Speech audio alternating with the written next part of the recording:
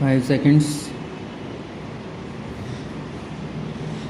An administrator who is doing an honest man's job and knows that he is doing his utmost often does not receive the recognition that is due to him. In fact, he meets with criticism and curses and feels irritated and hurt. An able administrator, however, will always do the right thing and also make the people feel that he reflects their wishes. The sensation must come to the people that he is reflecting their wishes to some extent. When a multitude of voices is advising the administrator or criticizing him, obviously he has to make his own choice and function according to his own decision. He cannot listen to or agree with each of the hundreds and thousands of voices much advise him, but by his manner of functioning, he should make them realize that he has given due consideration to what they said and that he has been courteous not only to them but to their thinking. That way, by and large, he will be able to satisfy each of them to some extent. In administration, as in most things in life, it is not only what one does but the manner of doing it that counts.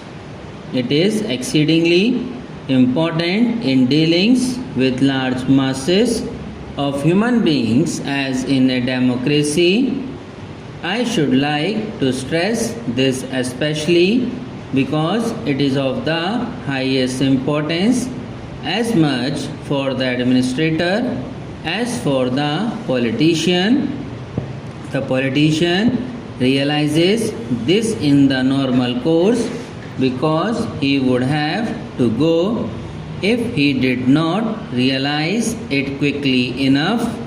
The administrator, however, can continue much longer without realizing it fully, but there will be ill feeling against him and he will not be able to do his work adequately because most of it now involves the active cooperation of masses of people.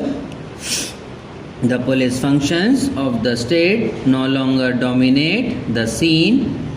Each state wants to advance socially and economically.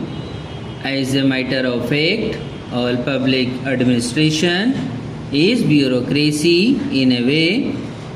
The growth of socialism is the growth of bureaucracy. It is very odd that the people who shout most loudly against bureaucracy are the people who want more and more of it.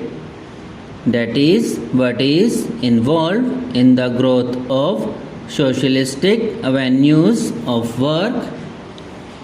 The administrator's work is becoming bigger and bigger. He has not only to keep peace in his area but also to understand people. Incidentally, the report of the director mentions a research project on local self-government. I think that it is of the highest importance that this institute should give consideration to the administrative problems of local self-government and even more particularly to those of panchayats. There are hundreds of thousands of panchayats in this country. They form the real base of our democracy. If that base is unsound, then we are not 100% stable democratically even win the second base of our parliament. We are told that panchayats have not succeeded because there are disputes, there are parties, there is corruption and all that. It is true, I think that our experience of panchayats has been distressing, but real democracy cannot exist at the top. It can only arise from the base, and in India, this is not something alien but something natural to the soil. The fact remains that the panchayats are the primary base of our democracy and we have to improve them. We have to evolve ways and methods to combat faction and corruption in public administration.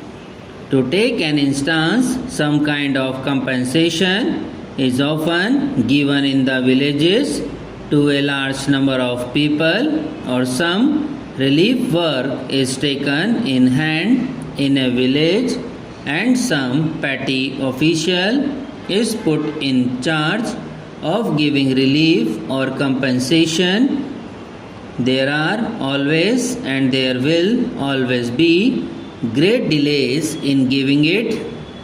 Very often, by the time it reaches the recipient, either most of it disappears or by then the recipient has suffered a great deal. What are we going to do about it? Are we to wait until everybody is thoroughly honest and will not delay things? Of course, we should try to do that, but we cannot wait. Suppose the whole village is gathered together and the government announcement about the scale of the compensation is made in public. The chances of corruption will become less because the matter will be too public. This is a very simple thing, but it is not done. Why can't we work through simple methods?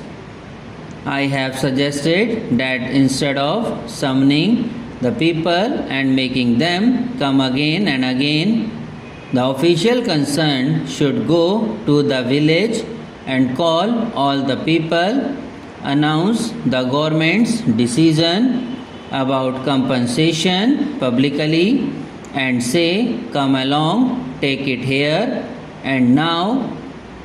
And where this is done, there will be no chances of delay unless some such methods are evolved. Corruption will become a serious problem. Of course, some amount of it may continue despite the new methods, for its complete elimination requires higher standards of integrity on the part of the people.